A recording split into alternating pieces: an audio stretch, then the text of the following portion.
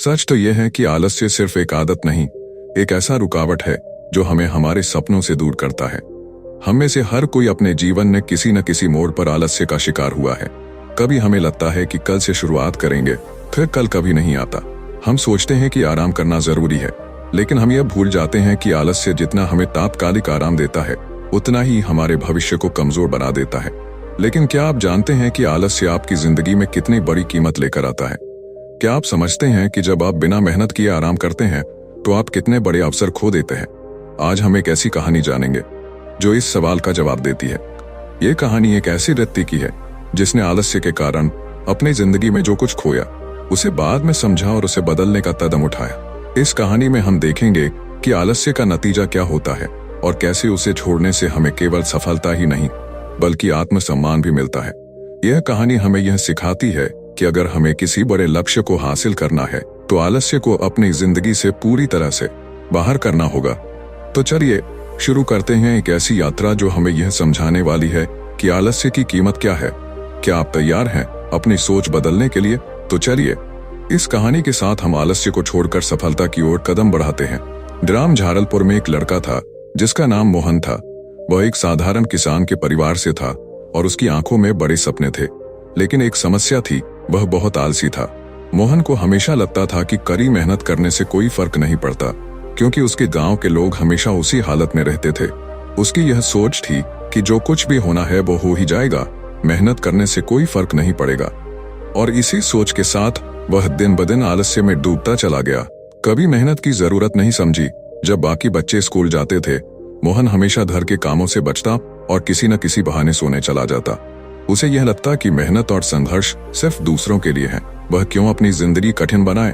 वह सोचता, मैं भी अगर मेहनत करूंगा तो क्या बदल जाएगा? मेरे जैसे लोगों के लिए इस दुनिया में कोई खास जगह नहीं है। सिर्फ स्कूल का काम नहीं बल्कि जीवन में किसी भी तरह की जिम्मेदारी उठाने में उसे बहुत आलस्य आता था। वह समझता था कि आराम करना, बेमन काम करना और बिना किसी उद्देश्य के जिंदगी बिताना ही सबसे सही है। गांव का एक बड़ा सपना। लेकिन गांव में एक बुजुर्ग आदमी था जिसका नाम रामू का था। वह हमेशा मोहन को अपनी मेहनत की कहानियां सुनाता और उसे समझाता कि आलस से कोई अच्छा काम नहीं हो सकता। अगर तुझे सफलता पानी है तो तुम्हें मेहनत करनी ही होगी। रामू काका एक समय में बहुत बड़ा व्यापारी हुआ करते थे, लेकिन आलस्य के कारण उनकी सारी संपत्ति और व्यापार धीरे धीरे खत्म हो गए थे। वह अक्सर मोहन को बताते थे, आलस्य का यही परिणाम होता है बेटा। जो आज आलस्य करता है वह कल अपनी पूरी जिंदगी के लिए पछताता है। लेकिन मोहन इन बातों को कभी समझ नहीं पाया। वह रामू काका की बातें सुनकर हंसी उड़ाता और कहता, काका, मैं अपनी जिंदगी में किसी और के जैसा बनने की बजाय आराम करना चाहता हूँ। जो होना है वो हो ही जाएगा। वो दिन जो सब बदलने वाला था। एक दिन गांव में एक बड़ा आयोजन हुआ। यह आयोजन गांव के विकास के लिए था और इसके साथ एक प्रतियोगिता भी आयोजित की गई थी जिसमें गांव के सभी लोग अपनी कला, खेती और हुनर दिखा सकते थे। मोहन ने सोचा कि क्यों न वह इस आयोजन में भाग लेकर थोड़ा सा नाम कमा ले। लेकिन उस दिन जब मोहन को तैयारी करनी थी, वह फिर से आलस्य का शिकार हो गया। उसने खुद से कहा, आज तो आराम करने दो, बाद में तैयार हो जाऊंगा। लेकिन जब प्रतियोगिता का दिन आया तो मोहन ने देखा कि बाकी के गांव वाले अपने अपने हुनर से तैयार थे। एक किसान ने अपनी नई फसल को दिखाया, एक महिला ने अपने हाथों से बने कपड़े प्रदर्शित किए और रामू काका ने अपनी पुरानी किस्मत की कहानी सुनाई। लेकिन मोहन के पास कुछ भी नहीं था। वह निराश होकर वहां खड़ा था, जबकि बाकी सभी लोग अपने प्रयासों और मेहनत से उस दिन की चमक में शामिल थे। इस दिन मोहन को एक बड़ा आघात लगा। उसने महसूस किया कि आलस्य ने उसे क्या खो दिया था। उसका सपना जो कभी बड़ा था वह अब धुंधला पड़ चुका था। उसकी आंखों में शंका और पछतावे के भाव थे। उसने सोचा, अगर मैं अब भी आलसी रहा तो मैं कभी अपनी मंजिल तक नहीं पहुंच पाऊंगा। वह यह समझ गया कि आलस्य उसे किसी सफलता के करीब नहीं ले जाएगा, बल्कि उसकी जिंदगी ने वही खोने का डर था जो रामू काका ने खो दिया था, अपना समय, अपना सपना और अपनी मेहनत। सीख, आलस्य एक ऐसा दुश्मन है जो हमें हमारे सपनों से दूर कर देता है। जो लोग मेहनत से नहीं डरते वे अपनी मंजिल तक पहुंचते हैं। आलस की कीमत समय और सफलता के रूप में चुकानी पड़ती है। मोहन ने उस दिन यह महसूस किया था कि आलस्य ने उसे बहुत बड़ी कीमत चुकानी पड़ी थी। गांव की प्रतियोगिता में भाग न लेकर वह खुद को निराश महसूस कर रहा था और उसकी आंखों में यह सवाल था कि क्या वह अब भी कुछ हासिल कर सकता है। वह कुछ समय तक सोचता रहा और ये समझने की कोशिश करता रहा कि आलस्य की आदत ने उसे कहां तक पीछे धकेल दिया।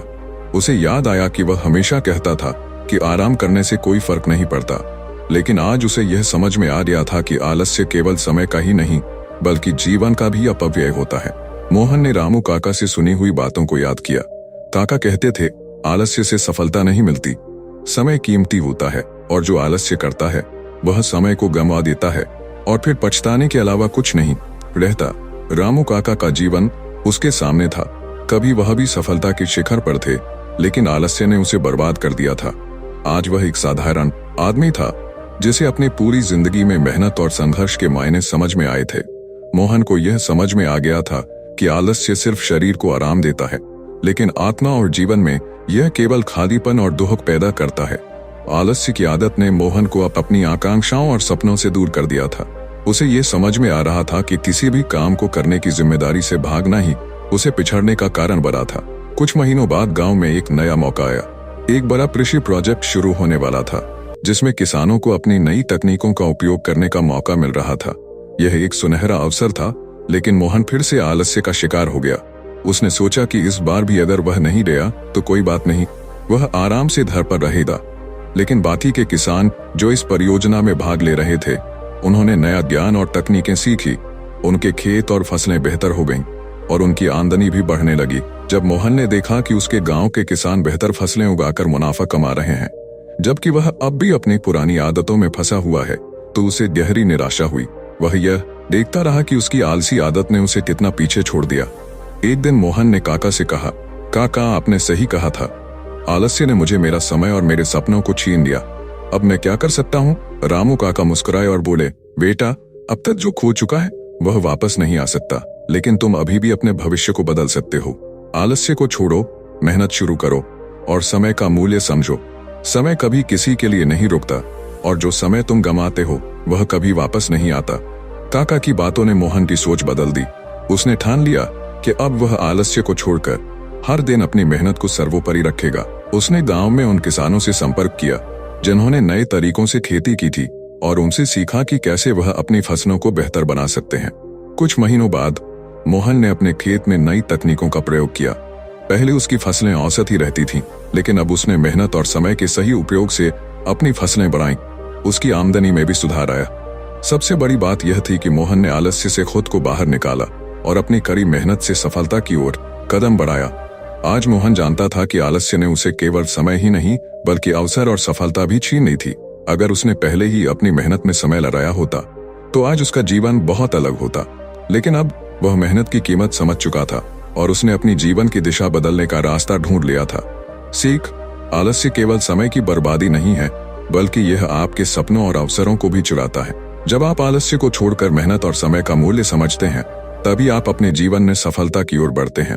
कुछ महीनों तक आलस्य से बाहर निकलने के बाद मोहन ने अपनी जिंदगी को पूरी तरह बदलने का फैसला किया। उसने मेहनत को अपना सबसे बड़ा हथियार बनाया और उसने सोच लिया था कि अब कोई भी रुकावट उसे अपने रास्ते से नहीं हटा सकती। वह जानता था कि सफलता का कोई शॉर्टकट नहीं होता, बल्कि यह सिर्फ मेहनत, समर्पण और समय का सही उपयोग करने से ही हासिल होती है। उसने रामू काका की बातों को ध्यान में रखा और अपनी खेती को बेहतर बनाने के लिए पूरी कोशिश की। उसने न केवल नई कृषि तकनीकों को अपनाया, बल्कि अपनी मेहनत से अपनी जिंदगी के सबसे बड़े संघर्ष को पार किया। अब वह दूसरों से भी ज्यादा मेहनत कर रहा था। पसंद का रास्ता मोहन के आसपास के लोग उसे देखकर हैरान थे। पहले आलसी मोहन अब इतनी कड़ी मेहनत करता हुआ क्यों दिख रहा था? उसने अपनी जिंदगी को पूरी तरह बदल दिया था और अब वह अपने खेत में दिन रात काम करता था। उसकी फसलें अब पहले से कहीं ज्यादा बेहतर और मजबूत होने लगी थीं। उसकी मेहनत ने उसे जिंदगी के उस रास्ते पर ला दिया था जो वह कभी सोचना भी नहीं सकता था। लेकिन जैसे जैसे मोहन अपने लक्ष्य के करीब बढ़ रहा था, कुछ लोग उसे देखकर चिढ़ने लगे थे। वे लोग उसकी मेहनत का मजाक उड़ाते और कहते, अब तो तुझे सफल होने का सपना छोड़ देना चाहिए। मेहनत करने से क्या होता है, कुछ भी हासिल नहीं होगा।